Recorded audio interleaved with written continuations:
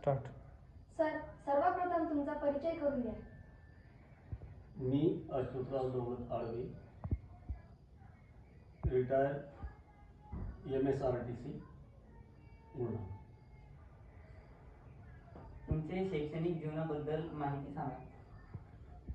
शैक्षणिक जीवनाबद्दल माहिती सांगतो. शिक्षण घ्यायच्या वेळेस आम्हाला काय शिकायचं ते शिक्षण मिळालं, परंतु 10वीमध्ये मला ब्रेक मिळाला. माझा ॲक्सिडेंट झाला होता त्याच्यामुळे. त्यानंतर एक ब्रेक मिळाल्यानंतर पुढचं शिक्षण माझं ग्रॅज्युएशन काही पण कंप्लीट झालं नाही. त्यामुळे मला दुसऱ्या क्षेत्राकडं वळावं लागलं. मला BSc होऊन एक पुढं काहीतरी करायचं होतं, पण BSc कंप्लीट झाली नाही. त्यामुळे दुसऱ्या क्षेत्रात वळालो आणि कृषी क्षेत्रामध्ये आपल्याला काही करता येईल का म्हणून मी डिप्लोमा केला, ॲग्री डिप्लोमा.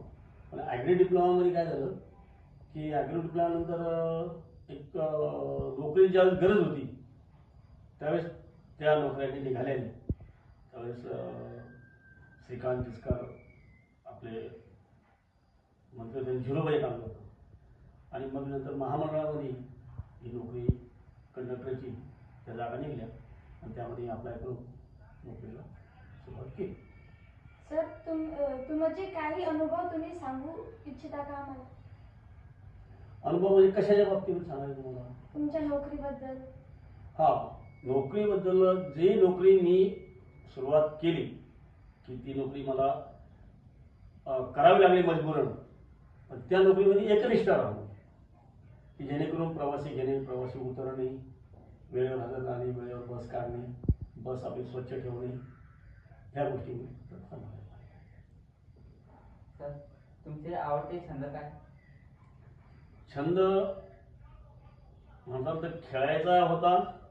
कबड्डी माझा चांगला हे होतं, पण माझा 10वीला असताना पाय फ्रॅक्चर झाल्यामुळे मी ते कबड्डी खेळू शकलो नाही. त्यानंतर वाचनाचा छंद होता. वाचनामध्ये मला आध्यात्मिक वाचनाची जास्त आवड होती आणि आहे अजूनही. सर, तुम्ही नोकरी का निवडली? नोकरी निवडायला तुम्हाला सुरुवातीलाच मी बोललो की नोकरी का निवडली.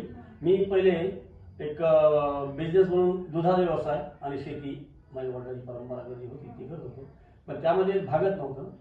त्यामुळे नोकरी करायची होती, म्हणून नोकरी मला करावं लागली. आमच्या पिढीला तुम्ही काही काय संदेश देता? तुमच्या पिढीला जर संदेश द्यायचा म्हणाल तर तुम्ही शिक्षण जे घेताय आता, हे शिक्षण घेत असताना आपण माणूस म्हणून एक जगलो पाहिजे. आणि माणूस म्हणून जगायला मी भारत विद्यालयामध्ये शिकलो होतो, तर तिथंही शिक्षण मूळ त्यावेळेस आमचे टीचर लोक होते ते की माणसानं माणूसासारखं वागावं, माणूस म्हणून जगावं. आणि माणूस म्हणून जगण्यासाठी जर तुम्हाला काही हे लागत असेल तर ती फक्त भगवद्गीता. भगवद्गीतेचा कोणतंही शिक्षण तुम्ही घेत असले तरी भगवद्गीतेमध्ये आपण मराठीमधून हो, त्याचे नाही संस्कृतमधून आपल्याला कळते, पण मराठीमधून जे भगवद्गीतेचं सार दिलेलं आहे तो वाचायला पाहिजे आणि तो आत्मसात करायला पाहिजे त्या सगळ्या गोष्टी. आणि माणूस त्यामधून असं म्हणजे निवांत फ्रेश राहा, उत्साह राहा. धन्यवाद.